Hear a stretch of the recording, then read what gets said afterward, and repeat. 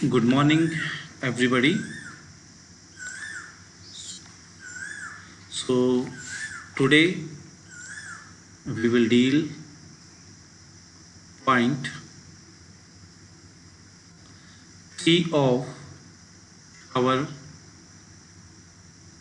chapter 2 that have defining research problem and formulation of hypothesis. Previously, we have done 2 points.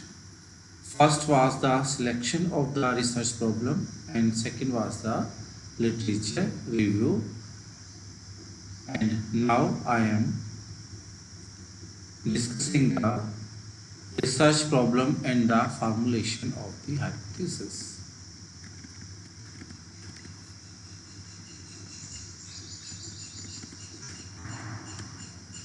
So here we are on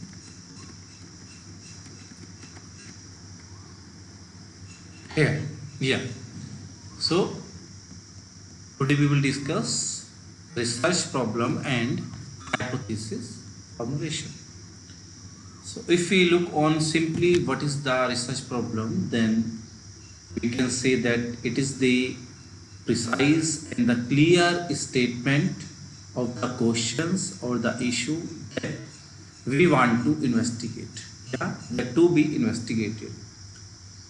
questions या statement का एक clear और निश्चित points के रूप में जिसको कि हमें इन्वेस्टिगेट करना है, और इसके साथ साथ रिसर्च प्रॉब्लम में ये 3 चीज़ें जरूर होनी चाहिए. First is the interest and expertise, second relevance and applicability, and C is the feasibility. So जो रिसर्च प्रॉब्लम है मीन्स जिसमें हम रिसर्च करना चाहते हैं उसके अंदर एक तो इंटरेस्ट झलकना चाहिए, दूसरा जो एक्सपर्टाइज है, जो विशेषज्ञता है कि इस फील्ड, मान लीजिए मैं कहता हूं कि मैं क्लिनिकल रिसर्च में काम करना चाहता हूं, तो आपको जो रिसर्च प्रॉब्लम है उसमें वो जो उसका जिस विषय पे आपका एक्सपीरियंस है या एक्सपर्टाइज है, आप उस विशेषज्ञता को उसमें शो होना चाहिए. दूसरा, आपकी जो रिसर्च प्रॉब्लम है उसकी एप्लीकेबिलिटी मतलब प्रयोज्यता और उसकी रिलेवेंसी, उसकी प्रासंगिकता क्या है, वो भी उसके साथ इसमें होना चाहिए. और तीसरी सबसे बड़ी कि साध्यता कि how it can be, this research problem can be investigated. So उसकी फिजिबिलिटीज के विषय में भी 3 पॉइंट्स के ऊपर जब भी आप रिसर्च प्रॉब्लम को डिफाइन करें तो उसके साथ साथ इन 3 चीज़ों को ध्यान में रखकर हमें रिसर्च प्रॉब्लम को डिफाइन करना चाहिए. अब रिसर्च प्रॉब्लम को डिफाइन करने के लिए सपोज हम बात कर रहे हैं, तो हम सबसे पहले हमें एक ब्रॉड प्रॉब्लम एरिया को आइडेंटिफाई करना चाहिए. मान लीजिए हम कैंसर में काम करना चाह रहे हैं, तो ब्रॉड जो प्रॉब्लम एरिया होगा वो होगा कैंसर डिसीज.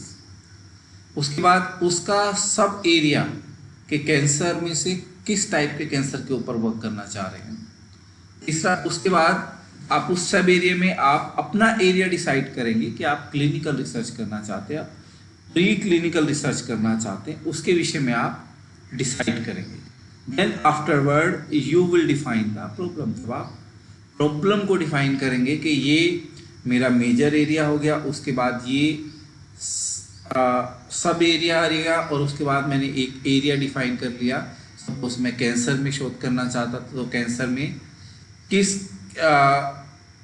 कैंसर पे आप शोध करना, किस टाइप के कैंसर पे आप शोध करना चाहते हैं. उसके बाद उसको अलग अलग टाइप, जैसे कॉलन कैंसर है, लंग्स कैंसर है, लीवर कैंसर है, ब्लड कैंसर है, तो अलग अलग एरिया डिवाइड करने के बाद आपको डिसाइड करना कि कौन सा एरिया मैंने चूज करना है.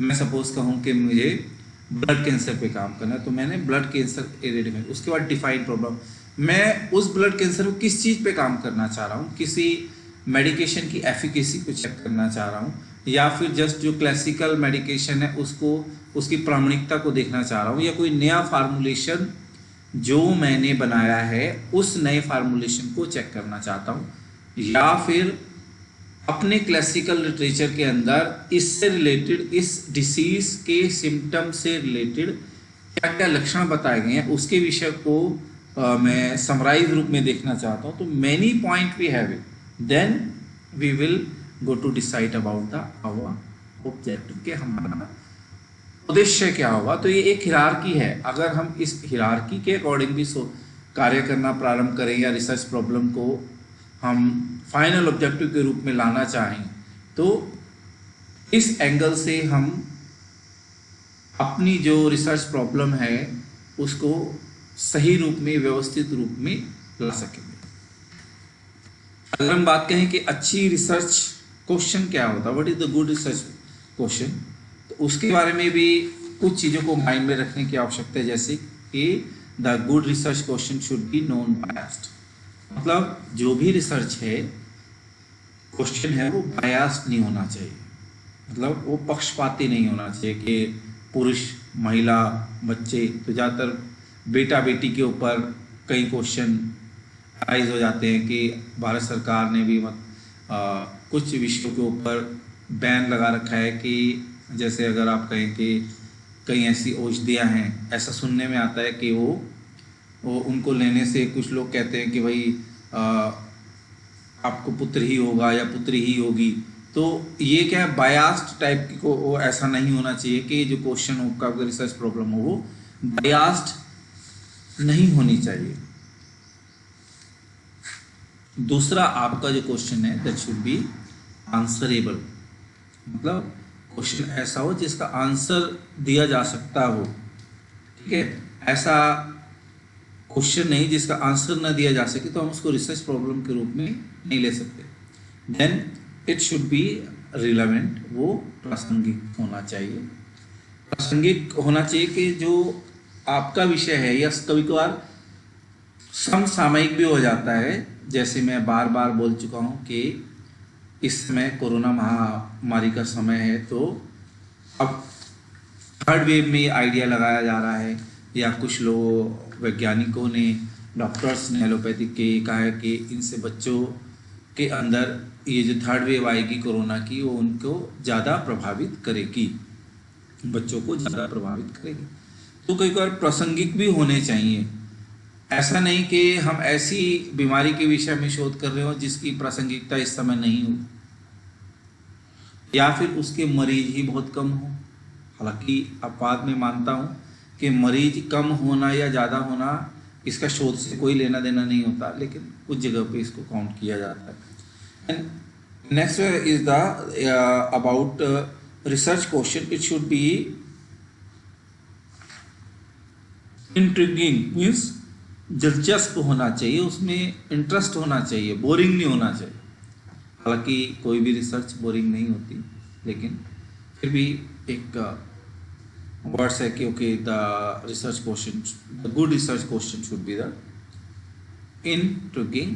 Then the good research question should be the pertinent, means उचित होना चाहिए, ठीक होना चाहिए। दूसरा, the good research question should be focused, उसे केंद्रित होना चाहिए। तो लगभग करके एक अच्छे रिसर्च क्वेश्चन में ये 6 पॉइंट्स झलकने चाहिए। अगर वो रिसर्च क्वेश्चन 6 पॉइंट्स में से अधिक 4-5 को भी जस्टिफाई करता है, तो हम इसको कह सकते हैं that is the good research question. तो अब रिसर्च प्रॉब्लम के एलिमेंट्स जो हैं वो हैं 5W। 5W means why, what क्या, व्हेन का, वेयर कहाँ, और हु कौन, फ्रॉम होम किसके द्वारा। तो किसी भी रिसर्च प्रॉब्लम की बात करेंगे तो 5 एलिमेंट्स में रिसर्च प्रॉब्लम। हम अगर पूछेंगे क्यों, क्या, कब, कहाँ, किसके द्वारा, तो अगर जब हम ये चीज पूछते हैं तो हम इसको कहेंगे, हम किसी रिसर्च प्रॉब्लम को साइन करें, किसी रिसर्च प्रॉब्लम के बारे में बता रहे हैं। अब हम एक उदाहरण से समझेंगे। Suppose we want to now to assess the effectiveness of a structured exercise protocol on back pain among the nurses working in intensive care unit of MDM Jodhpur. तो नर्सेस जो कि आईसीयू में कार्य कर रही हैं, उनको जो नर्सेज जिनको बैकबोन का इशू है, उनमें स्ट्रक्चर्ड एक्सरसाइज प्रोटोकॉल की इफेक्टिवनेस को चेक करना है। उदाहरण स्वरूप तो अगर हम उसको पॉइंट में देखेंगे तो ये 5, जैसे मैंने कहा कि पिछले स्लाइड में मैंने 5 एलिमेंट्स बोले थे, तो इन 5 एलिमेंट्स को इसकी के आधार पर इसकी व्याख्या करके देखते हैं। तो पहले हम क्या करते हैं, हम ये 5 जो एलिमेंट्स हैं इसको हमने नोट डाउन कर दिया। देन वाई, अब एग्जांपल है कि हमें ये असेस करना है। हमारे पास ऊपर एक टॉपिक है to assess the effectiveness of structured exercise protocol on backbone among the nurses working in intensive care unit of MDM Jodhpur. तो वाई, बड़ी द रिसर्च क्वेश्चन, वाई, क्यों? Because we want to generate evidence regarding the magnitude of the back pain among nurses and to assess the effectiveness of a structured exercise protocol। पहले तो हमें evidence generate करना पड़ेगा कि जो nurses हैं ICU में, उनके अंदर बैक पेन का मैग्नीट्यूड, विस्तार कितना है, और जो स्ट्रक्चर एक्सरसाइज प्रोटोकॉल है उसकी प्रभाविकता कितनी है। तो वाई मीन्स क्यों करना चाह रहे हैं हम, ये 2 डाटा कलेक्ट करना चाह रहे हैं। और व्हाट, क्या हम क्या करना चाह रहे हैं, हम क्या करना चाह रहे हैं, जो प्रोटोकॉल है एक्सरसाइज का उसके इम्पैक्ट को चेक करेंगे, और उसी के साथ साथ जो नर्सेस हैं उनके बैक पेन की जो सेवरिटी है उसको भी हम इवेल्युएट करेंगे। तो वाई, क्यों, व्हाट, क्या, उसके बाद व्हेन, कब, तो कहा कि भाई 2014-2015 के अंदर करेंगे। कहाँ करेंगे? आईसीयू के एमडीएम, आईसीयू एमडीएम जोधपुर में करेंगे। इसके द्वारा, या कौन होगी जिसके ऊपर होगा? Nurses who are working in the ICU. अब देखिए कि ये 5 के 5 पॉइंट, एक जो हमने ऊपर रिसर्च प्रॉब्लम दी उसमें 5 के 5 पॉइंट्स हमारे क्लियर हो रहे हैं। 5 एलिमेंट्स जो हैं रिसर्च प्रॉब्लम के वो जस्टिफाई हो रहे हैं। तो इस आधार पर भी हम रिसर्च प्रॉब्लम को डिफाइन कर सकते हैं। ओके, अब उसके बाद हम आते हैं फॉर्मेट्स के ऊपर कि अगर रिसर्च क्वेश्चन को डेवलप करना है, रिसर्च प्रॉब्लम को डेवलप करना है, तो उसके लिए क्या क्या फॉर्मेट लिए जा सकते हैं। तो इसमें जो मोस्ट फेमस फॉर्मेट है वो फॉर्मेट है पिकोट, PICOT, पिकोट फॉर्मेट। और जैसे मैंने आपको ध्यान होगा, मैंने सबसे पहले फाइनल भी बताया था स्टार्टिंग के अंदर, जो कि मैंने कहा था कि 2007 में हॉले द्वारा लॉन्च किया गया था। तो ये उसी श्रेणी का है पिकोट।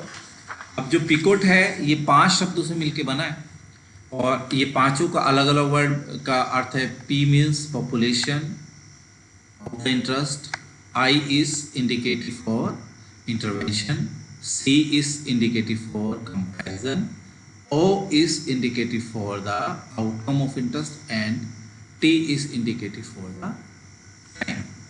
तो किसी भी, अगर हम रिसर्च क्वेश्चन को basically in the clinical research में अगर हम विकसित करना चाहते हैं तो हम इस पिकोट फॉर्मेट के आधार ले सकते हैं, जिसमें 5 अलग अलग पॉइंट्स बताए गए हैं कि ये जो पिकोट फॉर्मेट है इन 5 पॉइंट्स से मिलकर बना है।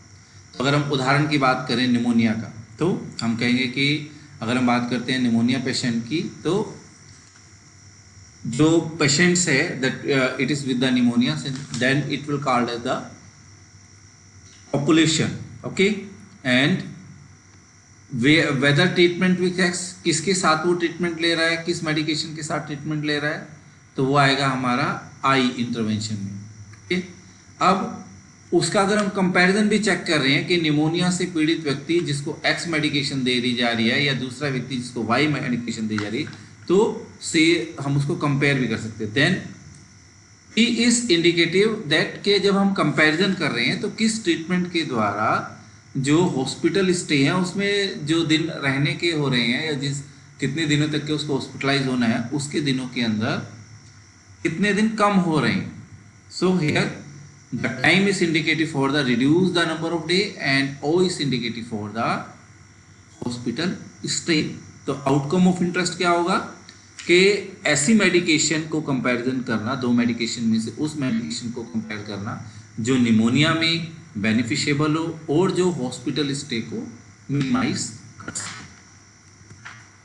तो इसको एक टेबल फॉर्म में भी समझाने की कोशिश की गई है. तो suppose here we have P is the patient हो, प्रॉब्लम हो या फिर पॉपुलेशन हो, is indicative for all this things. Okay, so in this case for all these things we will see the population, it can be patient, sorry, P is indicated, it can be patient, it can be problem, or it can be population. So I means intervention, or we can say the exposure. C is indicative for the comparison, O is indicative for the outcome, and T is indicative for the time. So what is the question, that who are the patient, कौन से patient है, and then what is the problem, कि problem क्या है. ठीक है, आई के अंदर हम कह सकते हैं कि what do we do to them, हम उनके साथ क्या करें पेशेंट्स के साथ. और प्रॉब्लम के साथ क्या है कि what are they expose to, कि वो क्या एक्सपोज हो रही हैं. फिर उसके बाद व्हाट डू वी कंपेयर, ये हमारी सीरीज पहले हम इसी से स्टार्ट करते हैं, who are the patient case में. So P is indicative for who are the patient, I for the what do we do to them, C what do we compare, and O what will be the outcome, and T is the span of time. तो patient के बारे में जानकारी करनी है, patients के साथ उनके साथ हमें क्या करना है, क्या इंटरवेंशन प्रोग्राम लेना है, हम क्या जो इंटरवेंशन प्रोग्राम किसी ड्रग्स को लेकर कर रहे हैं 2-3, तो उसके साथ क्या कंपैरिजन करना है, और आउटकम क्या होगा और कितने समय पीरियड में वो आउटकम होगा. अगर हम किसी प्रॉब्लम के विषय में बात करें तो then the question will be what are they expose to, then the intervention with in patient in a particular population, then what's happen, क्या हुआ और किस टाइम पीरियड में हुआ. तो suppose patients, we have the example of patients on ventilator as patient population. Okay, so what we need to know, we can give the intervention of the food, massage and the reflexology. Okay, then comparison किसके साथ करेंगे, routine care के साथ, और outcome क्या होगा, change in the physiological parameter, और time period होगा 3 डेज में. अगर हमारे पास, हम उदाहरण के तौर पे ऐसे पेशेंट ले रहे जो वेंटिलेटर के ऊपर है, तो हम क्या इंटरवेंशन करना चाह रहे हैं, हम उनके साथ क्या करना चाह रहे हैं, हम फूड, मसाज और रिफ्लेक्सोलॉजी को चेक करना चाह रहे हैं. और किसके साथ करना चाह रहे हैं, जो नॉर्मल रूटीन में केयर हो रही है उन पेशेंटों की जो वेंटिलेटर पे है, उनके साथ हम फूड मसाज और रिफ्लेक्सोलॉजी को भी अप्लाई करना चाहते हैं. तो आउटकम क्या दिखाई देगा कि जो उनके फिजियोलॉजिकल पैरामीटर्स हैं वेंटिलेटर पे जो पेशेंट्स हैं उनमें क्या चेंज आ रहा है, उसको हमें नोट डाउन करना है. और टाइम इज कितने दिन में नोट डाउन करना है, या जो चेंजिंग है वो कितने दिन में आने हुई. अब हम आएंगे हाइपोथेसिस फॉर्मुलेशन के ऊपर.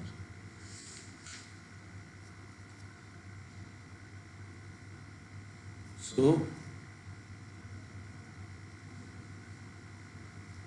हाइपोथेसिस जो है वो बहुत ही महत्वपूर्ण पार्ट है. आप एजम्पशन ले रहे हैं, आप एक आइडिया ले रहे हैं. ओके, तो आइडिया किसके लिए ले रहे हैं, means we are taking assumption of the relationship between the variable. जो वेरिएबल्स हैं, जो पैरामीटर्स हैं, हम उनके जो संबंध हैं उसके विषय में जो आइडिया ले रहे हैं और जो कि हमारी रिसर्च वर्क है उसके डायरेक्शन को शो कर सके, that is called as the hypothesis. ये आप हाइपोथेसिस अपने माइंड में कि मेरा हाइपोथेसिस ऐसा है कि इस क्लासिकल फार्मूलेशन को देने से ऐसे पेशेंट जिनको BP, blood pressure as well as heart disease साथ साथ हैं, तो उनके इस एज ग्रुप में इन मेडिकेशन को देने से उनको लाभ मिलेगा। ऐसा हो सकता है क्या? तो एक हाइपोथेसिस है, अपने दिमाग में आइडिया है, तो उसको फॉर्मुलेशन के लिए किया जाएगा। सो जो हाइपोथेसिस है वो क्या हो सकती है? वो आपकी जो प्रीवियस ऑब्जर्वेशन है वो उसके आधार पर भी हो सकती है। आपने कहीं पर पहले कुछ आइडिया लिया हो, कुछ ऑब्जर्व किया हो, तो उसके आधार पर भी आप एक हाइपोथेसिस बना सकते हैं। ओके, और this hypothesis can be express at a single outcome. वो एक सिंगल आउटकम के रूप में भी हो सकती है, जैसे कि किसी डिसीज के अंदर एक्स मेडिकेशन देने से उसका जो उस डिसीज से रिलेटेड फंक्शनल आउटकम था वो बढ़ गया। और साथ साथ हम ये भी कह सकते हैं कि जो हाइपोथेसिस की जो उपयोगिता है वो सबसे ज़्यादा क्या होती है कि it enable an investigator to start his research. पहले तो रिसर्च क्वेश्चन आया, रिसर्च क्वेश्चन क्या होना चाहिए, उसके बाद हाइपोथेसिस आया। हाइपोथेसिस मीन्स हम एक आइडिया लगाते हैं, एक हाइपोथेसिस लेते हैं वेरिएबल्स के साथ कि मेरे हिसाब से, मेरे प्रीवियस अनुभव के या मैं लिटरेचर के हिसाब से ये कार्य या तो होगा या नहीं होगा। Means this medication will be effective in the treatment of this disease और this medication will be not effective in the treatment of this disease. तो उस ये हाइपोथेसिस लाने के बाद ही, माइंड में फॉर्मुलेट करने के बाद ही आप शोध कार्य प्रारंभ कर सकते हैं। ऐसा नहीं कि आपने रिसर्च क्वेश्चन को, रिसर्च प्रॉब्लम को आइडेंटिफाई कर लिया, नोट डाउन कर लिया और उसके बाद आप काम स्टार्ट कर दोगे। नहीं, रिसर्च प्रॉब्लम को आइडेंटिफाई किया, उसके बाद आपको हाइपोथेसिस जो है उसको फॉर्मुलेट करना पड़ेगा, उसको बनाना पड़ेगा। तो उसका बेनिफिट क्या होगा? एक तो ये इन्वेस्टिगेटर को इनेबल करेगा रिसर्च काम स्टार्ट करने के लिए। दूसरा, ये किसी और हाइपोथेसिस के फॉर्मुलेशन में भी हेल्प कर सकता है।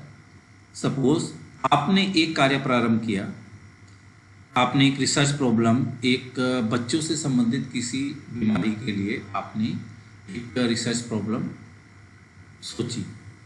उसके बाद आपने हाइपोथेसिस लिया कि इस रिसर्च प्रॉब्लम के अंदर इस एज ग्रुप के बच्चों में क्या एक मेडिकेशन वर्क कर सकती है।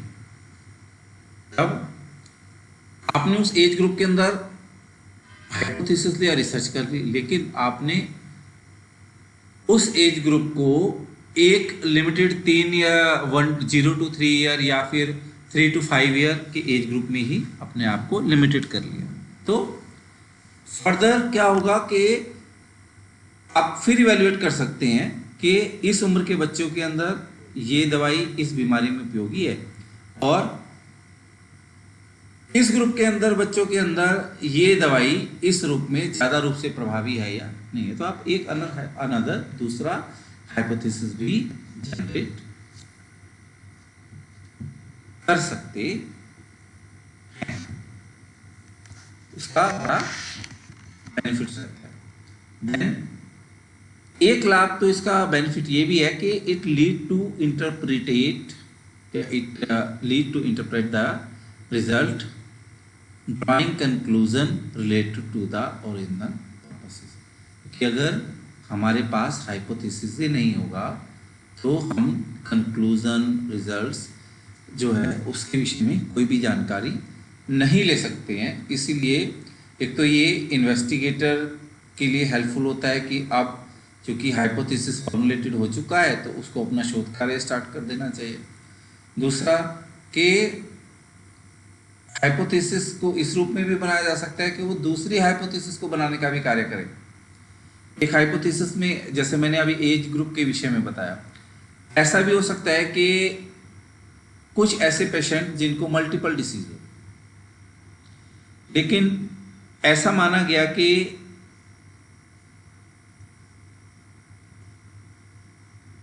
ये दवाई देने से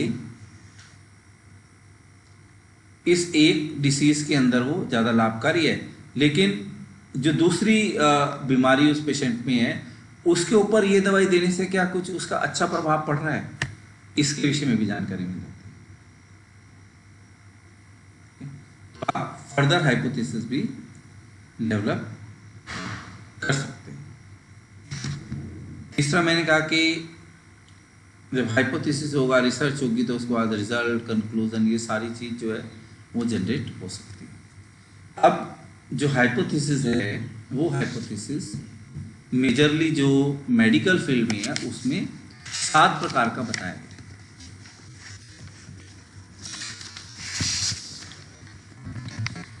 पहला जो हाइपोथेसिस है वो है सिंपल हाइपोथेसिस।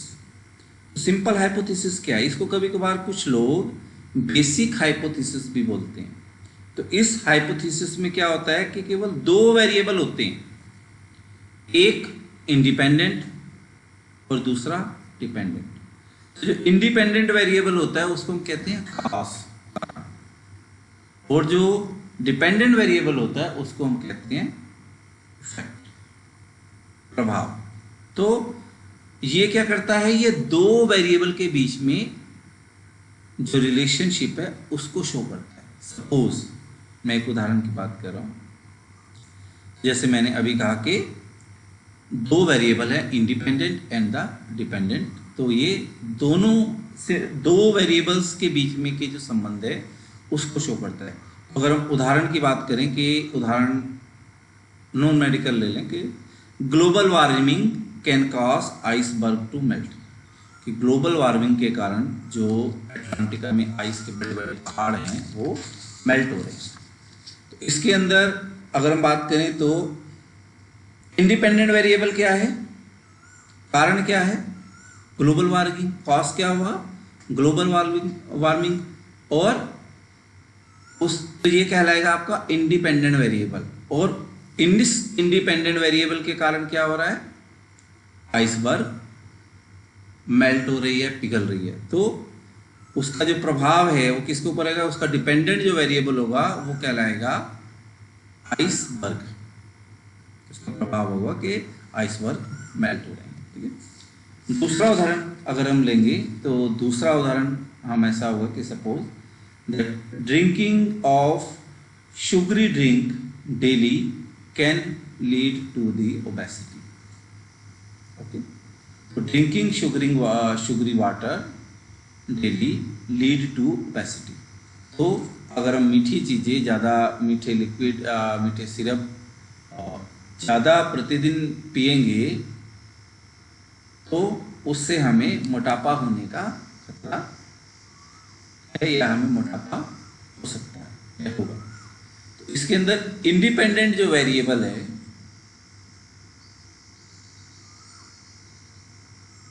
वो इंडिपेंडेंट वेरिएबल क्या होगा हमारा, ड्रिंकिंग शुगरी ड्रिंक, मीठे पेय पदार्थों को पीना। और उसका प्रभाव क्या होगा कि हमें ओबेसिटी, तो इफेक्ट क्या आएगा, ओबेसिटी। तो इंडिपेंडेंट जो वेरिएबल होगा वो होगा drinking sugary water drink, and उसका जो डिपेंडेंट वेरिएबल होगा वो होगा ओबेसिटी, उसका जो इफेक्ट होगा वो होगा ओबेसिटी। एक दूसरा उदाहरण लेंगे तो उसके अंदर आएगा कि smoking cigarette daily lead to the lung cancer. तो स्मोकिंग, सिगरेट को स्मोक करना कहलाएगा इंडिपेंडेंट वेरिएबल, और उसके कारण लंग कैंसर जो हो रहा है वो कहलाएगा डिपेंडेंट वेरिएबल। तो सिंपल हाइपोथेसिस में 2 ही वेरिएबल के साथ कंपैरिजन होंगे। अब हम आएंगे कॉम्प्लेक्स हाइपोथेसिस के ऊपर। As its name indicate, complex means पहले तो हम क्या कर रहे थे, केवल एक डिपेंडेंट और एक इंडिपेंडेंट वेरिएबल्स था। अब इसके अंदर कॉम्प्लेक्स का मतलब ये हो गया कि आपके पास मल्टीपल डिपेंडेंट है और मल्टीपल ही आपके पास इंडिपेंडेंट वेरिएबल हो सकते हैं। फॉर एग्जांपल, अब हमने पहले उदाहरण को ही थोड़ा एक्सटेंड करते समझने के लिए कि global warming cause iceberg to melt. okay, which in turn cause major change in weather pattern. तो इंडिपेंडेंट हमारा क्या हो गया, ग्लोबल वार्मिंग एक है, और उसके बाद उसके डिपेंडेंट क्या हो गया कि एक तो बर्फ पिघलेगी और दूसरा वेदर जो पैटर्न है उसके अंदर अलग अलग तरह की चेंजिंग आ जाएंगी। ओके, तो इसमें क्या होगा कि मल्टीपल वेरिएबल यूज होंगे, उसमें चाहे इंडिपेंडेंट हो या फिर डिपेंडेंट हो, वो कई सारे हो सकते हैं। एक दूसरा उदाहरण भी देखेंगे, तो जैसे हमने भी कहा था कि स्मोकिंग सिगरेट, तो इसके अंदर एक और दिया कि smoking and the other drugs lead to cancer, tension, chest infection etc. कि स्मोकिंग करना और नशे को लेने से अलग अलग तरह की बीमारियां हो सकती हैं, जैसे कि कैंसर, टेंशन होना, चेस्ट इन्फेक्शन आदि। तो यहाँ पर इंडिपेंडेंट एक है और उसके डिपेंडेंट वेरिएबल बहुत सारे, तो इसको हम कहेंगे कि इस तरह की हाइपोथेसिस को हम कहेंगे complex hypothesis.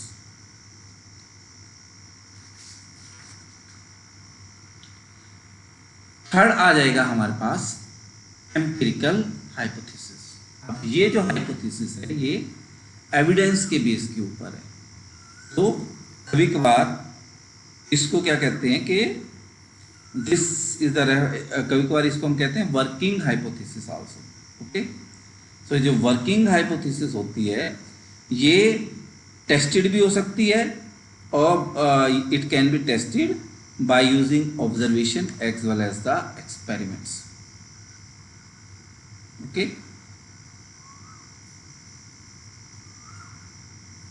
For example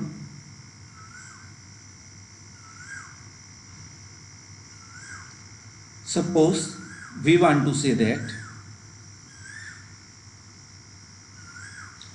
antihypertensive drug slow down the heart and reduce the BP। कि जो एंटी हाइपरटेंसिव ड्रग हैं क्या करती हैं, हार्ट को स्लो और ब्लड प्रेशर को घटाती हैं। तो हाइपोथेसिस क्या बन सकता है कि ये drug might reduce the heart attack risk because it's low over the blood pressure. कि ये बीमारी क्या हार्ट अटैक को कम कर रिस्क, हार्ट अटैक के रिस्क को कम कर सकती है क्योंकि ये ब्लड प्रेशर को घटा रही है, ब्लड प्रेशर को कम कर रही है। तो हम एविडेंस बेस के ऊपर ही इस हाइपोथेसिस को टेस्ट कर सकते हैं। हम जैसे क्लिनिकल रिसर्च में लेंगे तो क्लिनिकल रिसर्च में आपको एक्सपेरिमेंट और ऑब्जर्वेशन को साथ में लेना ही पड़ेगा। तो आपको इस तरह के हाइपोथेसिस में आपको प्रमाण देना पड़ेगा, चाहे वो इंस्ट्रूमेंट के माध्यम से हो या फिर वो क्लिनिकल रिसर्च के माध्यम से हो।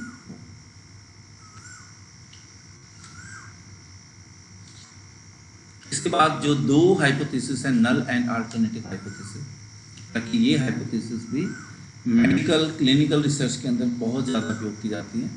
आप सबने इसका नाम सुना होगा, नल हाइपोथेसिस में in this hypothesis there is no relationship between the dependent and the independent variable। इस हाइपोथेसिस में जो डिपेंडेंट और इंडिपेंडेंट वेरिएबल है उनके बीच में कोई रिलेशनशिप नहीं होती। ओके, उदाहरण स्वरूप हम बात करेंगे जैसे water does not affect the growth of plant. उसका वाटर जो है एक अलग फैक्टर हो गया, दूसरा growth of plant, sorry water does not affect the growth of the plant, तो दूसरा जो फैक्टर हो गया वो प्लांट की ग्रोथ हो गया। दोनों एक है इंडिपेंडेंट और दूसरा है डिपेंडेंट। तो उसके अंदर आप देखोगे कि इसमें कोई रिलेशनशिप नहीं है कि वाटर डज नॉट अफेक्ट, कोई रिलेशनशिप नहीं है। तो ऐसे केसेस आती है। तो हमारे पास दो ही होते हैं, तो नल हाइपोथेसिस या फिर अल्टरनेट हाइपोथेसिस। नल हाइपोथेसिस क्या बोलती है कि by giving this medication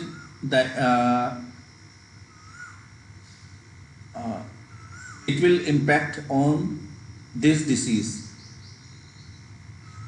it will not impact on this disease। कि ये गली है, ये मेडिकेशन है, ये इस डिसीज में उपयोगी नहीं होगी। तो अल्टरनेट क्या होगा कि ये मेडिकेशन इस डिसीज के अंदर उपयोगी होगी। पांडु रोग या पेट से संबंधित रोगों के अंदर ये क्लासिकल फार्मूलेशन उपयोगी नहीं होगा, इसको हम कहेंगे नल, क्योंकि दोनों में रिलेशन कुछ नहीं है। और अल्टरनेट क्या कहेंगे कि ये क्लासिकल फार्मूलेशन पांडु रोग के अंदर उपयोगी होगा। तो वहां पर हम एक दूसरे के साथ लिंक खोजने की कोशिश कर रहे हैं। और जो अल्टरनेट हाइपोथेसिस होते हैं हम इसको डिनोटेड करते हैं H1 या फिर HA के साथ। तो इसको कुछ लोग जो है मेंटेन्ड हाइपोथेसिस या फिर रिसर्च हाइपोथेसिस के नाम से भी बुलाते हैं। Some people called this hypothesis as maintained as well as the or research hypothesis.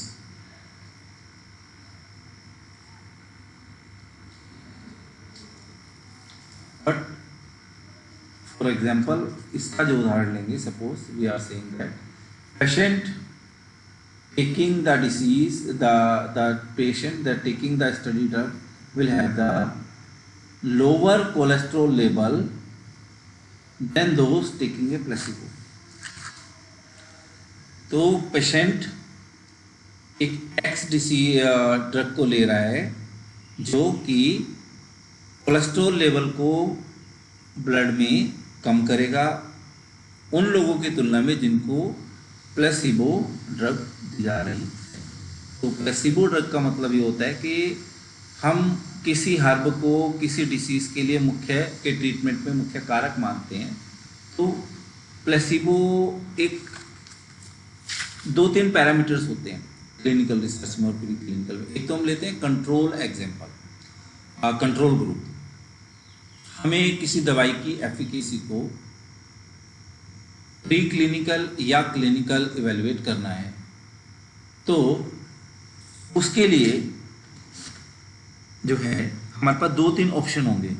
हम या तो 2 ग्रुप तैयार करेंगे जिसमें एक ग्रुप को हमारी वाली मेडिकेशन दी जाएगी और दूसरे ग्रुप को कंट्रोल के रूप में या तो कोई ज़्यादा प्रमाणिक आयुर्वेदिक मेडिकेशन या फिर एलोपैथिक मेडिकेशन दी जाएगी ताकि हम उसका कंपैरिजन कर सकें। या फिर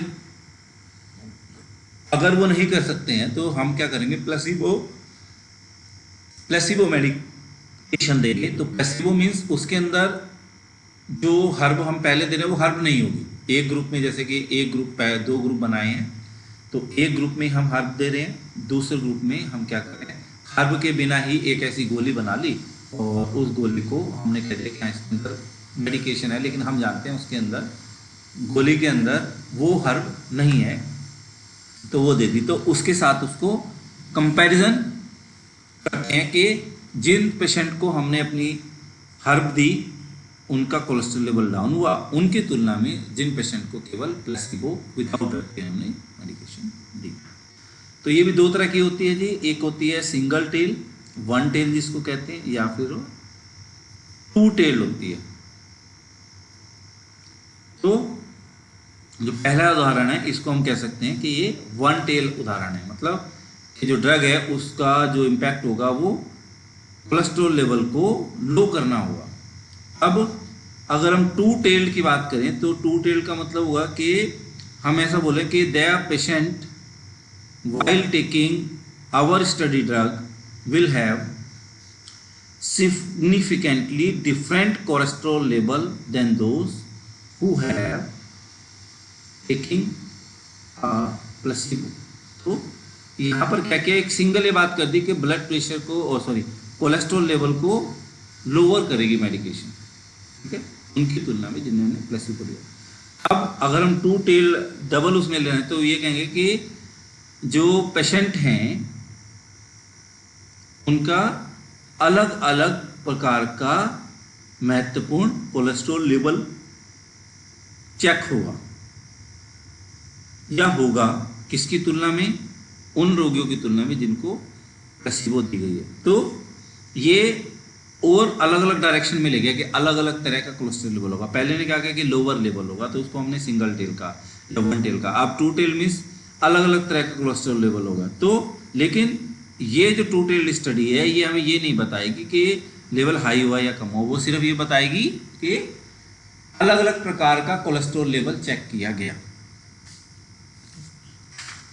तो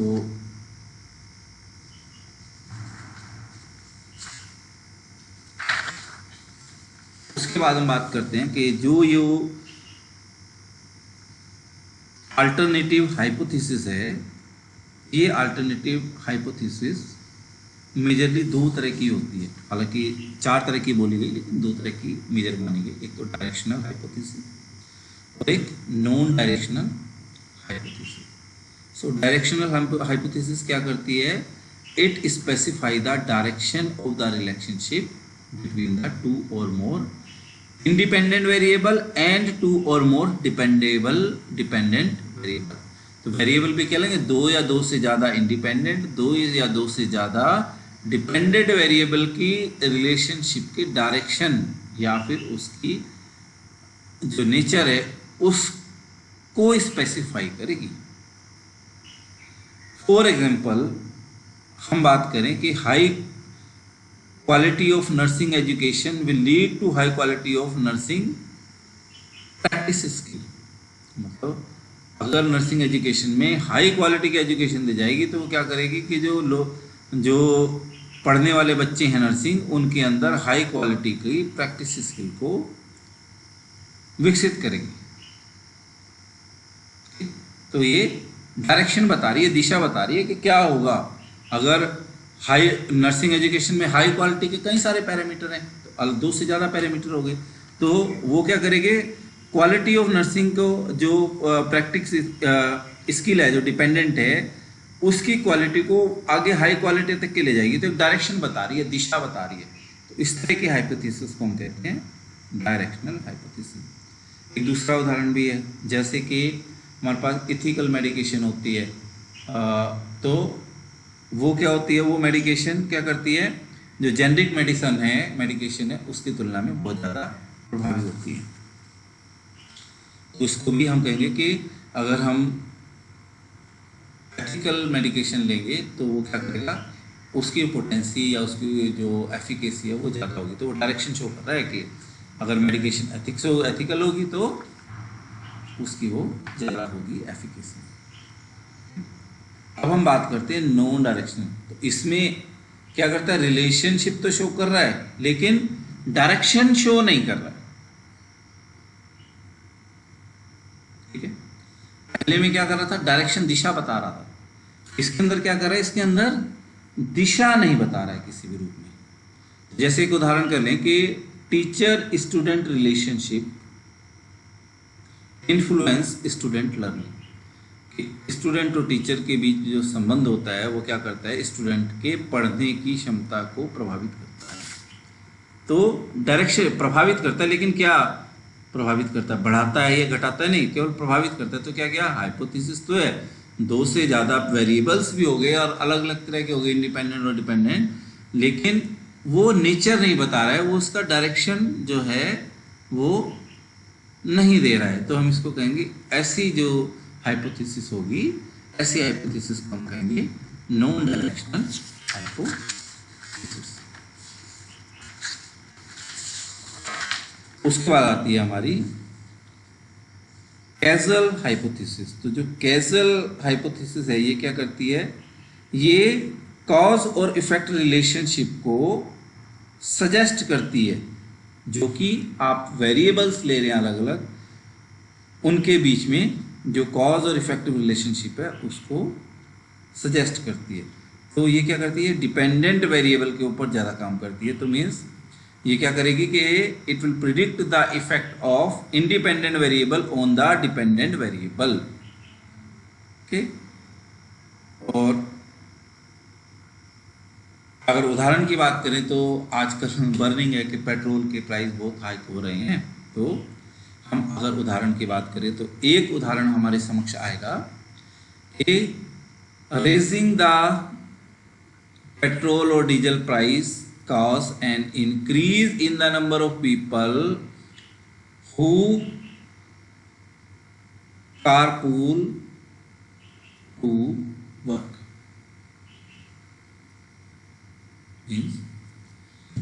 तेल की कीमत बढ़ना के कारण जो लोग काम पे जाते हैं वो कार पुलिंग के नंबर जो हैं, ऐसे लोगों के जो कार पुलिंग करना चाहते हैं उनके नंबर बढ़ रहे हैं। तो इंडिपेंडेंट हो गया क्या, रेजिंग प्राइस, और इसका इम्पैक्ट क्या पड़ रहा है कि जो कार पुलिंग के नंबर्स हैं वो बढ़ रहे हैं। तो ये क्या कर रहा है, काज और इफेक्ट के रिलेशनशिप को सजेस्ट करता है कि तेल बढ़ने के कारण ऐसा हो रहा है।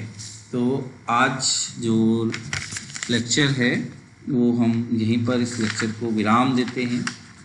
सो in next lecture we will discuss about the fourth, I think we have done fourth point of our unit second, defining general and the specific objectives. If you have any problem, then you can talk to me or you can message me your queries so that I could reply appropriate in a quick time. आपको कहीं पर भी कोई दिक्कत महसूस होती है इन chapters से रिलेटेड या इन लेक्चर्स से रिलेटेड, तो आप मेरे से बात करके कर सकते हैं किसी भी समय। You are always welcome. Thank you very much.